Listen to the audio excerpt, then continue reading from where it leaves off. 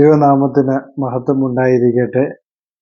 Book of ലോഡിലൂടെ വീണ്ടും ഒരു എപ്പിസോഡുമായി മുമ്പിൽ വരുവാൻ ദൈവം ഇടയാക്കിയ കൃപയ്ക്കായി നന്ദിയോടെ സ്തുതിക്കുന്നു. നിങ്ങൾ തന്ന എല്ലാ പ്രോത്സാഹനങ്ങൾക്കും നന്ദി പറയുന്നു. നിങ്ങൾ എത്രത്തോളം തന്ന എല്ലാ പ്രോത്സാഹനങ്ങൾക്കും ഒരിക്കൽ കൂടി നന്ദി ചോദിക്കുന്നു.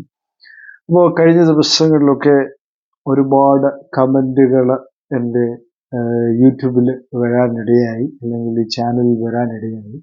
ആ കമൻറ്റുകളെ കുറിച്ചാണ് ഇന്ന് സംസാരിക്കുവാനായിട്ട് ആഗ്രഹിക്കുന്നത്. അപ്പം ഒരുപാട് പേര് ഒരുപാട് കമൻറ്റുകൾ എനിക്ക് അയച്ചു. വളരെ സന്തോഷം. കാരണം ദൈവം എല്ലാവരെയും അനുഗ്രഹിക്കട്ടെ. അപ്പം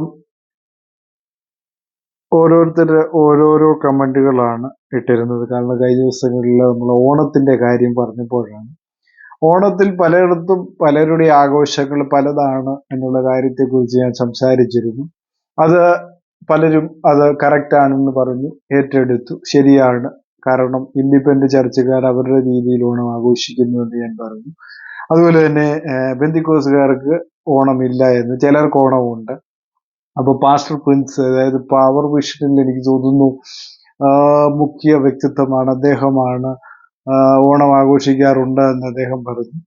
അതുപോലെ തന്നെ യൂട്യൂബിലെ ആസാദി എന്ന് പറയുന്ന ഒരു ഗ്രൂപ്പുണ്ട്. അത് ഒരു ഇൻഡിപെൻഡന്റ് ആണോ ബെന്തിക്കോസ് ആണോ ഏത് വിഭാഗമാണെന്ന് അറിയില്ല.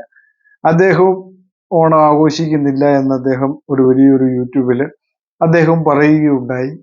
അപ്പോൾ ആ ഓണവുമായി ബന്ധപ്പെട്ടാണ് ഒരുപാട് കമന്റുകൾ എനിക്ക് ലഭിച്ചത്. പല ആളുകളും പറഞ്ഞു, ഞങ്ങൾ ബൈബിൾ പഠിച്ചിരിക്കുന്നതുകൊണ്ട് ഈ കള്ളന്മാരെയൊക്കെ തിരിച്ചറിയാൻ ഞങ്ങൾക്ക് സാധിച്ചു എന്ന് പല ആളുകളും എനിക്ക് കമന്റ് ഇട്ടു. വളരെ സന്തോഷം. ചില ആളുകൾ പറഞ്ഞു, എന്നെ പോലെ ഇവരെയൊന്നും വിശ്വസിക്കാൻ ഒക്കുകയില്ല എന്നൊക്കെ പല ആളുകളും പല രീതിയിലുള്ള കമന്റുകൾ എനിക്ക് ഇട്ടു. ഞാൻ വളരെയധികം ഒരാളെഴുതിയ, ഞങ്ങൾ ബൈബിൾ വായിക്കുന്നുണ്ട്, ദുരുപദേശക്കാരെ പെട്ടെന്ന് മനസ്സിലാക്കുമെന്നൊക്കെ ഒരു വ്യക്തി ഇട്ടിട്ടുണ്ട്. ആരാണോ ഞാൻ ചോദിച്ചു, ഈ ദുരുപദേശം എന്ന അദ്ദേഹം എന്താണ് ഉദ്ദേശിച്ചതെന്ന് എനിക്ക് മനസ്സിലായില്ല. എങ്കിലും ഓണത്തെക്കുറിച്ച് ഉള്ളതായിരിക്കാം ദുരുപദേശം എന്ന് അദ്ദേഹം പറഞ്ഞത്. ആയിക്കോട്ടെ. ഓണം ഉണ്ടത് കൊണ്ട് സ്വർഗത്തിൽ കയറ്റിയില്ലെങ്കിലോ എന്നോർത്ത് ആരും കേറും എന്ന് അധികം വൈകാതെ ആരും അറിയാൻ കഴിയും, കർത്താവ് വരാറായി. അപ്പൊ പലതരത്തിലുള്ള കമന്റുകളാണ് ഇനി എഴുതിയിരിക്കുന്നത്. ബെന്തിക്കോസ് അല്ല ബ്രദർ, ബെന്തിക്കോസ് എന്ന് പറയുമ്പോൾ 50 ദിവസം എന്നാണ് അർത്ഥമെന്നാണ് ഒരാള് അതിനെപ്പറ്റി എഴുതിയിരിക്കുന്നത്. വേറെ ആൾ ഇവൻ എന്തിനാണ് പാസ്റ്റർ എന്ന് വിളിക്കുന്നത്, അല്ലേ? അങ്ങനെയൊക്കെ പല കമന്റുകളാണ് എനിക്ക് ആ ഒരു വീഡിയോയിൽ നിന്ന് എനിക്ക് കേൾക്കുവാനിടയായത്. കാരണം ഒന്ന് വെച്ച് കഴിഞ്ഞാല് പല ആളുകളുടെ ഇടയിൽ ഇതിനെക്കുറിച്ച് അഭിപ്രായങ്ങൾ പലതാണ്. ബെന്തിക്കോസ് എന്ന് പറയുന്നത് ഒരു സംഘടന മാത്രമാണ്, അല്ലേ? ബെന്തിക്കോസിൽ നിന്ന് പോകുന്നവർ രക്ഷപ്പെട്ടു എന്നാണ് പറയുന്നത്. അപ്പോൾ ഒരു സംഘടനയിൽ നിന്ന് മറ്റൊരു സംഘടനയിലേക്ക് പോകുന്ന ഇത്ര രക്ഷപ്പെടലാണെന്ന് എനിക്ക് തോന്നുന്നില്ല. കാരണം നമ്മുടെ അമേരിക്കയിലുള്ള ഷിബുചാനൊക്കെ ആണെങ്കിൽ ബെന്തിക്കോസിൽ നിന്ന് മാറിയപ്പോൾ വളരെ ഭയങ്കര സന്തോഷമായിരുന്നു. പുതിയൊരു സംഘടനയിലേക്ക് മാറി എന്നാണ് അദ്ദേഹം പറയുന്നത്. ഓർത്തഡോക്സിലേക്ക് മാറി എന്ന് അദ്ദേഹം പറയുന്നു. മറ്റൊരു സംഘടനയിലേക്ക് അദ്ദേഹം മാറിയപ്പോൾ അദ്ദേഹത്തിന് അതിൻ്റെതായ സന്തോഷം അദ്ദേഹത്തിനുണ്ട് എന്നാണ് അദ്ദേഹം പറയുന്നത്. ബെന്തിക്കോസ് എന്നപ്പോൾ ഇച്ചിരി ബുദ്ധിമുട്ടായിരുന്നു. അപ്പോൾ ഓരോ സംഘടനയാണ്. അപ്പൊ ഇഷ്ടമുള്ള സംഘടനയിൽ അംഗമാകാം. ഈ ലോകത്ത് അതിനുള്ള അവകാശം എല്ലാവർക്കും ഉണ്ട്, അല്ലേ? എല്ലാ സംഘടനകളും മാത്രമാണ്. കാരണം മനുഷ്യനെ സംബന്ധിച്ചിടത്തോളം മനുഷ്യന് സംഘടന വേണം. ഞായറാഴ്ചകളിൽ ആരാധനയ്ക്ക് പോകണം, പ്രാർത്ഥിക്കണം. അങ്ങനെ വരുമ്പോൾ ഒരു സംഘടനയുടെ ആവശ്യം എല്ലാവർക്കും ഉണ്ട്. അപ്പം ഞാൻ കഴിഞ്ഞ ദിവസം പറഞ്ഞതുപോലെ ഈ ലോകത്തെ കാണുന്ന ഒന്നും എന്തല്ല, സഭകളല്ല എന്നുള്ളതാണ് പ്രധാനമായ സത്യം എന്ന് പറയുന്നത്. എല്ലാ സംഘടനകളും മാത്രമാണ്. കർത്താവിൻ്റെതാണ് യഥാർത്ഥ സഭ. കർത്താവ് അതിനു വേണ്ടി ആളുകളെ തിരഞ്ഞെടുത്തിട്ടുണ്ട്. അപ്പൊ ഈ കമന്റുകളിലൊക്കെ പറയുന്ന ആൾക്കാര് ഒത്തിരി കമന്റുകളുണ്ട്, വായിക്കാൻ എനിക്ക് സമയമില്ല. അതുകൊണ്ടാണ് ഞാൻ ചില കാര്യങ്ങൾ ഓടിച്ചു വിട്ട് പറയുന്ന ആളെ പറ്റിക്കുന്ന കൂട്ടമെന്നൊക്കെ ഒത്തിരി ആൾക്കാർ ഓരോ കമന്റുകൾ എനിക്ക് അയച്ചു തന്നു. ഞാനതെല്ലാം നോക്കി വായിച്ചു. അതുകൊണ്ടാണ് ഒരു കമന്റ് സെക്ഷൻ ഞാൻ അപ്പം അതിനകത്ത് ചില വേന്ദ്രന്മാർ വന്ന്, എനിക്കറിയില്ല ആരാണ് എന്നുള്ള കാര്യത്തെക്കുറിച്ച്, കുറെ ആൾക്കാർ വന്നിട്ട് പറയുന്നു, നാമം എന്ന പദം കൃത്യമായി പഠിച്ചാൽ ദൈവത്വം എന്താണ് എന്ന് അത് മനസ്സിലാകും. അപ്പൊ വേറൊരു ഇതിനു വേണ്ടി കിട്ടിയതാണത്. പിതാവ് പുത്ര പരിശുദ്ധാത്മാവ് എന്ന് പറയുന്ന സംഭവത്തെക്കുറിച്ച് പറഞ്ഞപ്പോൾ ഇത് തൃത്വമാണോ എന്ന് ചോദിച്ച ആൾക്കാരുണ്ട്. നാമം എന്ന പദം കൃത്യമായി പഠിച്ചാൽ ദൈവത്വം എന്താണെന്ന് മനസ്സിലാകും. അപ്പൊ ബിബിൻ എന്ന് പറയുന്ന ഒരാളാണ് ഈ കമന്റ് എനിക്ക് ഇട്ടിരിക്കുന്നത്. അപ്പോ അദ്ദേഹം പറഞ്ഞു നാമം എന്ന പദം, അപ്പം ഏകനാമമേ ഉള്ളൂ. അപ്പൊ പഴയ നിയമത്തിൽ യഹോവ എന്ന നാമമുണ്ട്, പുതിയ നിയമത്തിൽ പറയുന്നത് യേശു ക്രിസ്തു എന്ന ഏകനാമത്തെ കുറിച്ചാണ്. അപ്പൊ അതല്ലാതെ വേറെ നാമം എനിക്കറിയില്ല. താങ്കൾക്ക് വേറെ നാമത്തെ അറിയാമെങ്കിൽ, എനിക്ക് രക്ഷപ്പെടാനായിട്ട് ദൈവം തന്നിരിക്കുന്ന, അല്ലെങ്കിൽ രക്ഷപ്പെടാൻ ആഗ്രഹിക്കുന്നവർക്ക് തന്നിരിക്കുന്ന ഒരു നാമം എന്ന് പറയുന്നത് യേശു ക്രിസ്തുവിന്റെ നാമമാണ്. യഹോവയുടെ നാമം വെറുതെ എടുക്കരുതെന്ന് പറഞ്ഞിട്ടുണ്ട്.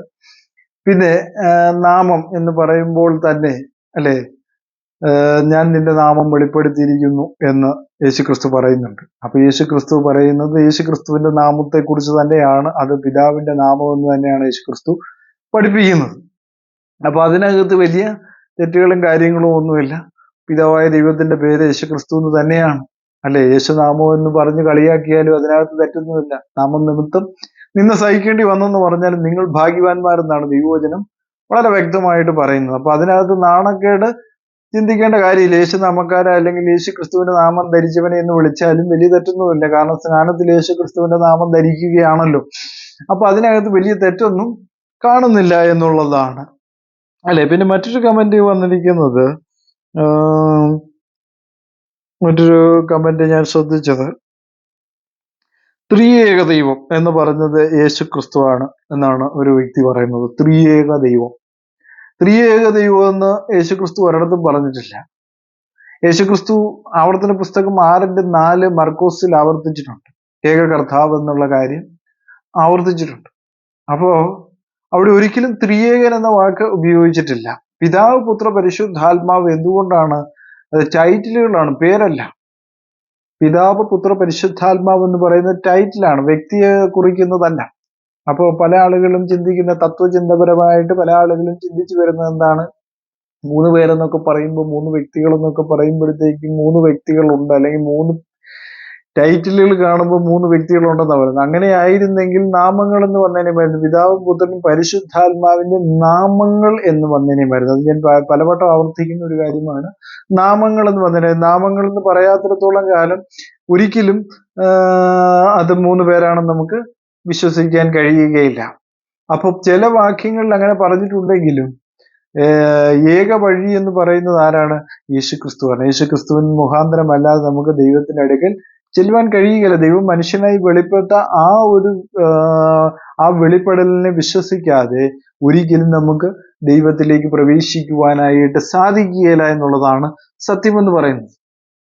അപ്പൊ ദൈവം മനുഷ്യനായി വെളിപ്പെട്ടു. എന്തിനു വെളിപ്പെട്ടു? ആ കാര്യമാണ് പ്രധാനമായിട്ടും നമ്മൾ മനസ്സിലാക്കേണ്ട ഏറ്റവും വലിയൊരു കാര്യം എന്ന് പറയുന്നത്. ദൈവം എന്തിനു മനുഷ്യനായിട്ട് വെളിപ്പെട്ടു അല്ലെ? മനുഷ്യരെ രക്ഷിക്കുവാൻ വേണ്ടി. ആ വെളിപ്പെടലിൽ നമ്മൾ വിശ്വസിക്കണം, ആ മനുഷ്യനിൽ നമ്മൾ വിശ്വസിക്കണം. ആ മനുഷ്യനിൽ വിശ്വസിക്കുമ്പോഴാണ് നമുക്ക് യഥാർത്ഥ ദൈവത്തെ കാണുവാനായിട്ട് സാധിക്കുകയുള്ളൂ. അതാണ് അവിടെ നമ്മൾ മനസ്സിലാക്കേണ്ട ഏറ്റവും വലിയ ഒരു സത്യം എന്ന് പറയുന്നത്.